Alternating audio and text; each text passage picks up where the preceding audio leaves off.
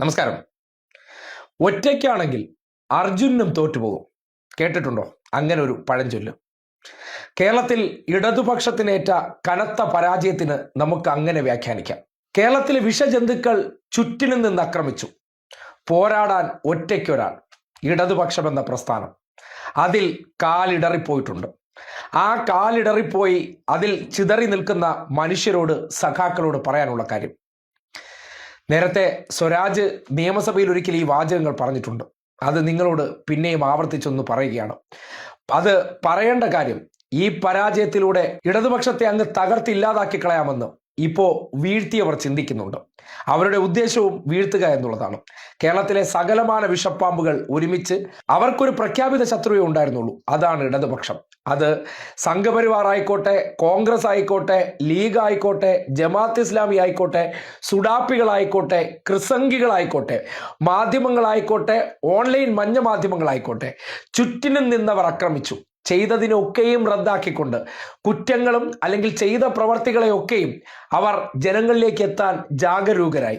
അത് കണ്ട് പ്രവർത്തിക്കാത്തിടത്താണ് കൃത്യമായിട്ട് തിരിച്ചടി ഉണ്ടായത്.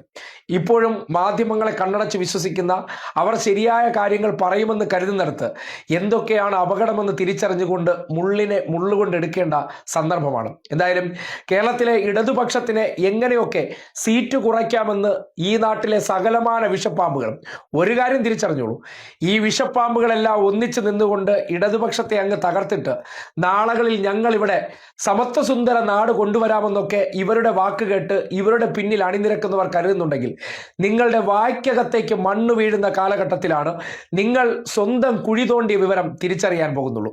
അധികാര കസേരയ്ക്ക് വേണ്ടി, അവരുടെ കച്ചവട താല്പര്യങ്ങൾക്ക് വേണ്ടി, അവരുടെ സാമ്രാജ്യങ്ങൾ തകർന്നടിയുന്നത് കണ്ടിട്ട് സഹിക്കാൻ പറ്റാതെ എല്ലാവരും ഒരുമിച്ച് നിന്ന് ഒറ്റ ഉദ്ദേശത്തിൽ പോരാടിയപ്പോൾ ഇവിടെ ഒരു ഇടർച്ച വന്നിട്ടുണ്ട് എന്ന് കരുതിക്കൊണ്ട് തകർന്നടിഞ്ഞിട്ടില്ല.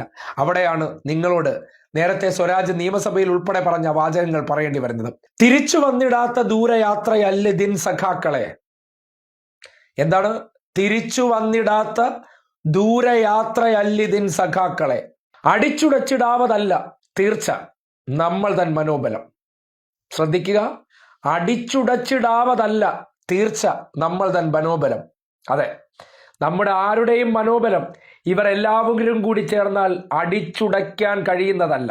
കാൽവിലങ്ങുകൾ തകർത്ത് കൈകളിൽ കരുത്തുമായി ഉയർത്തെണീറ്റു വന്നിടും സമീപമാത്രയൊന്നിൽ ഞാൻ. അതെ, നമ്മൾ ഓരോരുത്തരും സമീപമാത്രയിൽ. ഇനി അങ്ങനെ തളർന്നിരിക്കാനോ തകർന്നിരിക്കാനോ സമയമില്ല. എതിരാളികൾ ഒന്നിച്ചു നിന്ന് നമ്മളെ തകർത്തിട്ടാലും തിരിച്ചവരോട് നമുക്ക് പറയാനുള്ളത് ഒറ്റ കാര്യമേ ഉള്ളൂ: ഉയർത്തെണീറ്റു വന്നിടും സമീപമാത്രയൊന്നിൽ ഞാൻ.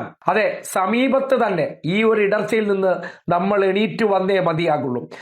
പോരായ്മകളും മറ്റെല്ലാം മാറ്റിവെച്ചുകൊണ്ട് പ്രസ്ഥാനത്തെ തകർക്കാൻ വേണ്ടി ഈ നാട്ടിലെ സകലമാന കുറുമുന്നണികളും അന്തർധാരയിലൂടെ ഡീൽ ഉറപ്പിച്ച് അതിനെ തകർക്കാൻ വേണ്ടി ഒരുമിച്ച് നിന്ന് പരിശ്രമിച്ചപ്പോൾ മുഖ്യ ശത്രു എല്ലാവർക്കും ഇടതുപക്ഷമായിരുന്നു, എല്ലാവർക്കും ഒരേ ഒരു പ്രസ്ഥാനമായിരുന്നു. ആ പ്രസ്ഥാനത്തെ ഒരുമിച്ച് നിന്ന് തകർക്കാൻ അവർ ആവിഷ്കരിച്ച ഒരു പദ്ധതി വിജയിച്ചെങ്കിൽ ഇനി അത് അനുവദിച്ചു കൊടുക്കാതിരിക്കാൻ നിതാന്ത ജാഗ്രത പുലർത്തേണ്ട സന്ദർഭമാണ്.